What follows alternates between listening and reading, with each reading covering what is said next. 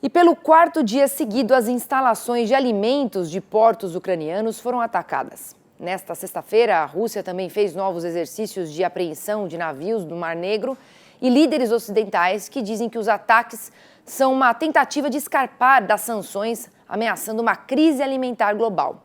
Os ataques à infraestrutura de exportação de grãos e a ameaça ao transporte marítimo elevaram os preços dos contratos futuros de trigo de Chicago para o maior ganho semanal desde o início do conflito no leste europeu em fevereiro de 2022. As informações são da agência Reuters.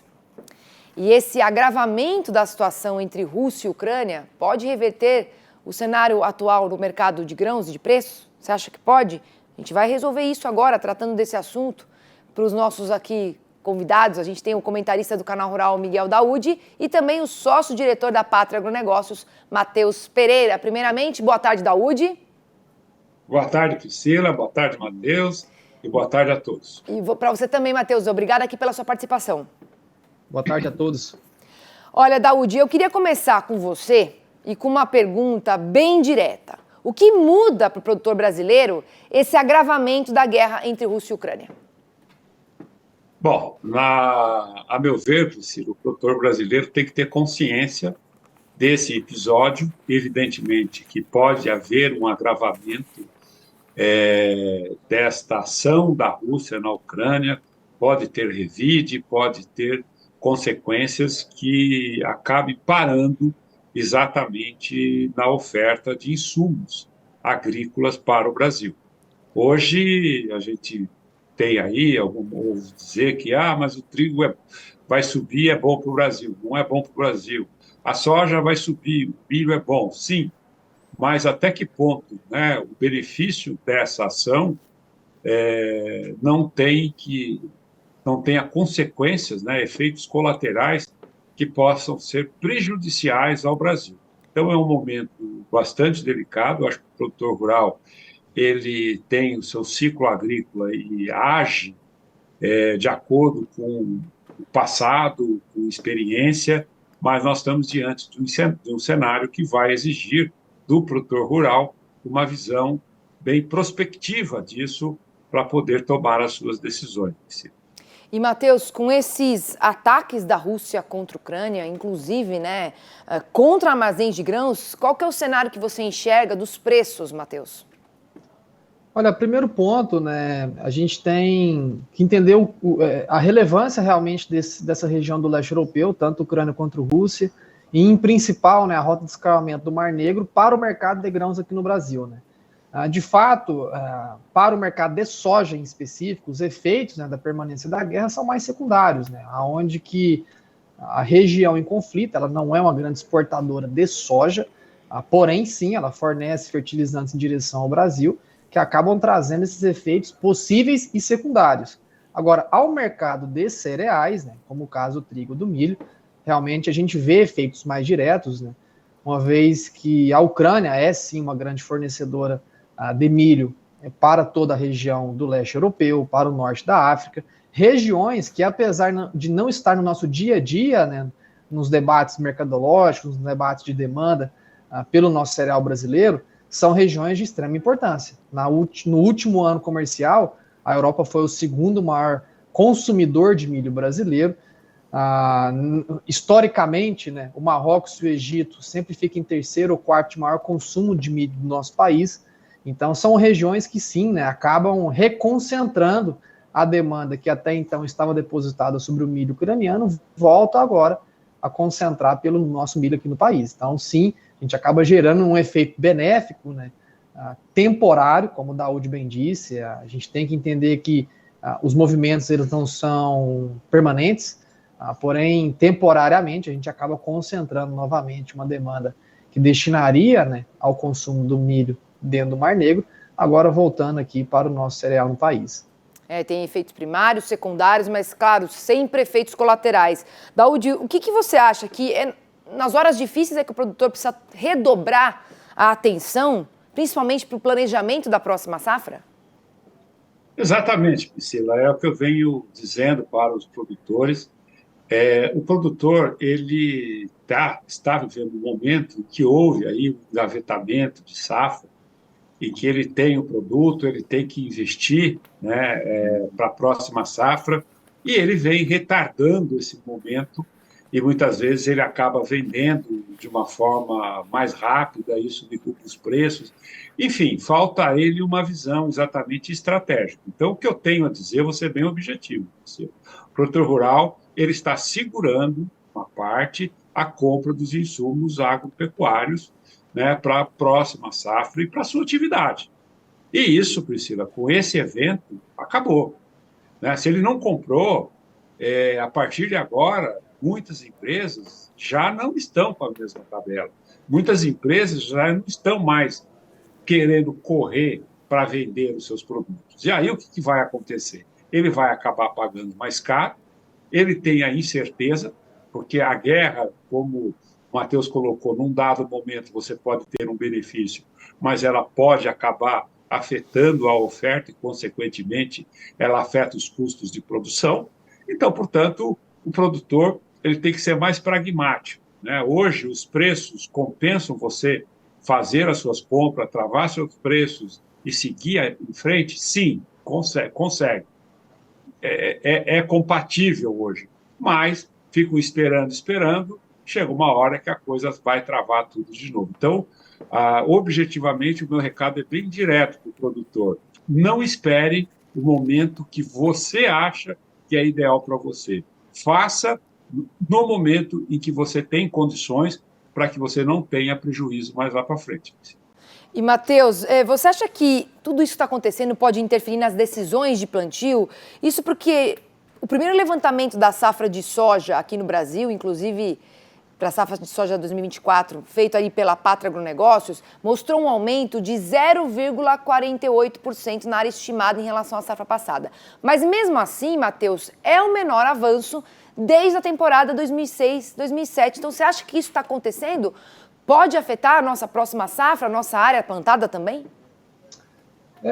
O ano de 2023 tem sido bem desafiador, tá? E a permanência desse conflito entre Rússia e Ucrânia só torna ainda mais difícil a vida do produtor rural, né? Como o Daoud bem disse, muitas das vezes vislumbrando, né, patamares psicologicamente mais saudáveis, acabam deixando de fazer um bom negócio imediato. E o produtor rural como um todo, né, agora nessa safra 23-24, tem se mostrado um pouco mais arredio realmente em tomar o risco que tomou nos últimos 3 anos. E o risco ele sempre vem muito aliado na capacidade de projeção de receita. O produtor rural no país, né, não diferente de qualquer outro setor da nossa economia, não só dentro do nosso Brasil ou de qualquer região do mundo afora, quando a gente tem projeções de lucros mais saudáveis, né, capacidade de projetar a receita pela frente, o custo que vem no próximo ciclo da atividade, acaba que fica mais palpável, né, até onde a gente pode colocar o pé, realmente até onde a gente pode tomar o risco. E o produtor rural para 2023-24, esse próximo ciclo, a gente vê que existe muito um sentimento de aversão de tomar mais risco do que já está sendo tomado. Os custos, de fato, melhoraram quando a gente compara um fertilizante em específico, um químico comparado com o ano passado, porém, a base de custo como um todo da atividade agrícola, né, quando somado a mão de obra, óleo diesel, tempo usado, tributação sobre a carga tributária sobre o setor, acaba que os custos ainda estão realmente dificultando a projeção de receita, a projeção do que sobra para 2024. A gente vê que realmente o produtor rural para 2024 ele está com um instinto mais de sobrevivência apurado, evitando realmente novos riscos, e essa expansão modesta de área projetada pela Pátria hoje em 0,48% em relação ao último ciclo, realmente é apenas um reflexo de todo esse sentimento, né, que paira no mercado agrícola aqui do nosso país, Priscila. Certo. Agora eu abro um espaço aqui, Daoud, para você, se você quiser fazer uma pergunta para o Matheus, fica à vontade. Sim, gostaria. Matheus, eu tenho aí visitado alguns estados do Brasil, né, principalmente na produção de soja, milho, e eu percebo que o produtor está realmente arredio. Ele está preocupado, porque ele tem uma dívida, ele tem que investir. O que você, objetivamente, Matheus, você que tem uma grande experiência, é um profissional excelente nesta área, o que você recomenda ao produtor? O que ele faz? Eu acho que a gente tem que ser objetivo, porque cada produtor pensa de um jeito, cada produtor tem uma realidade econômica, uma realidade financeira. Cada produtor tem um objetivo, mas, finalizando a minha pergunta, eu percebo que o produtor sempre está regido pela ganância. Ele sempre quer fazer o melhor e, normalmente, ele acaba fazendo o pior. O que você recomenda para o produtor diante deste momento, diante desse cenário que se vislumbra aqui para frente? Olha, muito bom ponto, Daud, levantado, né, até mencionado por ti ao longo da nossa conversa, de que o produtor ele fica realmente incentivado em querer buscar novos ganhos, em querer buscar uma capacidade de receita um pouco mais saudável, só que nunca tivemos nada idêntico ao que passamos agora em 2023. Porém, no passado tivemos sim cenários semelhantes. E, infelizmente, né, para a classe produtiva, quando os sinais foram semelhantes ao que observamos por agora, a gente tivemos aí, né, no passar dos meses e anos, problemas sérios na construção de receita do setor, que acabaram levando, né, grandes dificuldades pela frente. Então, eu acredito que a grande recomendação a todos os produtores que nos assistem por agora é que incitem mais o instinto de sobrevivência. Realmente, para 2024, né, com tanta turbulência na política, tanta turbulência mercadológica, logística do nosso país, geopolítica mundo afora, acredito que o produtor rural não só assume um risco muito elevado diante de um ano de um super El Niño, potencial inflação, grandes problemas que pairam realmente ao produtor, em especial do Centro-Norte, mas assumir os outros riscos também acabam colocando uma atividade muito sensível. Então, a recomendação principal seria preze mais pelo instinto de sobrevivência. Ver que é tantas incertezas no ar que muitas das vezes fazer um negócio que é certo hoje pode ser a grande salvação no futuro. Como o Daud mencionou na nossa conversa, onde muitas das vezes fica esperando esses preços reagirem, esperando, e acaba que nunca reage, e acaba sendo pego de calça curta. Então, incitar realmente, Miguel, esse instinto de sobrevivência do setor. Matheus, aproveitando que você falou aí de super El Niño, né, a gente tem, com essa El Niño no horizonte, podendo ser um dos mais fortes aí dos últimos tempos, a gente tem uma grande chance das chuvas acontecerem sim na hora da abertura do plantio, então vai vir na hora certa. O problema da chuva é faltar lá na frente, né, quando for lá para meados de novembro, na hora de enchimentos de grãos. É aí que mora o perigo, né, Matheus? Exatamente, assim, o fenômeno climático ele está sofrendo grandes, né, variações nas previsões, está muito longe da gente ter uma confirmação precisa que vai chegar, vai causar grandes distorções. A gente consegue hoje, né, trazer minimamente uma previsão de que a chegada das chuvas ela está mais saudável, porém, dada a magnitude desse fenômeno, né, a gente pode ter assim, grandes variações atmosféricas que trazem problemas pontuais. Então, se já tem muito risco envolvido na atividade, seja na base fundamental, na construção realmente das projeções de custo e receita, a gente vai assumir mais risco ainda agora climatológico, e é por isso que eu volto novamente a dizer de que a gente precisa ser um pouco mais conservador para esse próximo ciclo. Sobrevivência, então, é a palavra. Obrigada, viu, Matheus, aqui pela sua participação nesta sexta-feira. Também agradeço ao Daud. Um bom fim de semana para vocês dois. Obrigado, Priscila, obrigado, Matheus, e um abraço a todos. E aí fica a recomendação, pragmatismo e inteligência, que eu acho que é a melhor decisão que você tomaria nesse momento. Um abraço a todos. Um abraço, Daud, um abraço, Priscila, tchau, tchau. Tchau, Matheus.